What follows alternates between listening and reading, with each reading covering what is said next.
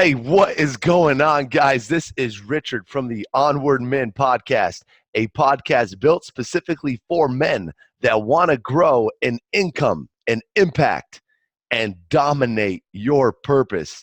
And I am all about the 5 M's of manhood, gentlemen, which are mission, mindset, muscles, money, and of course, marriage. And I say, if you can get all 5 of those areas of your life down, guys, then congratulations. I call you a high performance man. And today, guys, is what we call Marriage Wednesday, right? And I believe that men in their marriages, in their households, have a great responsibility to lead and to step up and provide direction, provide clarity in your life and in your marriage, guys. And this is one thing I know about clarity, right? Lack of clarity is broken focus. And when you have no clarity, guys, you don't take action, right? When there's no clarity, no action is made. But when you have clarity on where you're going in your marriage, when you have clarity on your spouse and your goals and your unity, when you have clarity in your marriage, you guys start taking so much action because the path is clear. There's no fog, there's no fuzziness. On the other hand, when there's a lack of clarity, imagine you're driving down the road, right? And you have a lack of clarity and there's fog and there's mist and you can't really see ahead of you while you're scared to take action, right? Because you don't have clarity. Clarity, guys, provides the landscape for taking massive, massive action. And one way you can get more clarity in your marriage today, gentlemen, is by understanding that your wife has love languages, right? And there's a great book out there called The 5 Love Languages, and everybody operates off of these languages. And most of the times, gentlemen, your love language is not the same as your wife's love language or your significant other's love language. And what we have a tendency to do as men is we say, okay, I'm a words of affirmation guy, right? A lot of men are words of affirmation guy. I know that I'm a words of affirmation. I need positive reinforcement. I need to know that, hey, I'm doing well. I want a text message saying, babes, you're awesome. Keep going. You're such a stud. You're so handsome.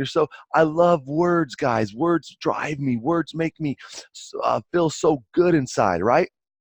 But my wife, she's not really a words of affirmation person. Of course, she likes good words, and of course, she likes when I text her, and of course, words make an impact, but she wants quality time with me, right? She wants quality time. She wants acts of service, right? That's my wife. That's what she likes. So if I were, guys, just giving her words of affirmation all day long because that's my love language, well, it's not going to speak to her like it would to me. And a lot of times, gentlemen, we get caught up in what we like, the way that we like to be talked to, the way that we like to be loved. And then we reflect that back onto our wife, not realizing that's not the best way that she receives it. So when you do this, gentlemen, this can cause a lot of frustration in your marriage, in your relationship, because you're thinking, well, I'm giving her my love. I'm giving her what I would want. I'm giving her how I would perceive things. But you're failing to realize she's not taking it the same way, right? You guys are on 2 different wavelengths. You guys have 2 different perspectives, and you're thinking one way, she's thinking another way, and you're thinking, man, I'm doing all the things that I know to do right. And she's saying, why isn't he getting it right? Why doesn't he give me the love that I want? And now you got frustration in your marriage. You have turmoil, right? And you're both doing acts that you think are right, but both of you are looking at it in different ways.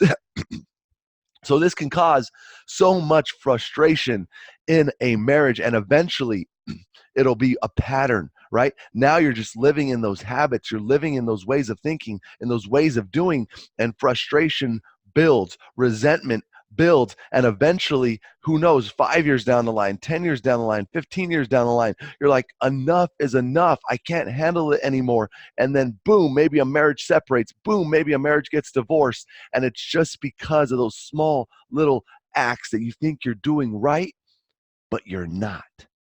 And that is the worst thing in life, guys. When you're taking all the right actions, but in the wrong direction. And the whole time you think you're going in the right way, but you're not, gentlemen. So today I want you to figure out, how does your wife, how does your significant other best receive love, right? Is that words of affirmation? Is that acts of service? Is that quality time? Is that physical touch? Is that giving gifts? What is that love language? And then go all in on that, gentlemen. Realize that's how she wants to be loved and give that to her. And when you start doing this, guys, guess what? All of a sudden, she's going to start being more receptive to you. She's going to start, the days are going to seem a lot more joy filled.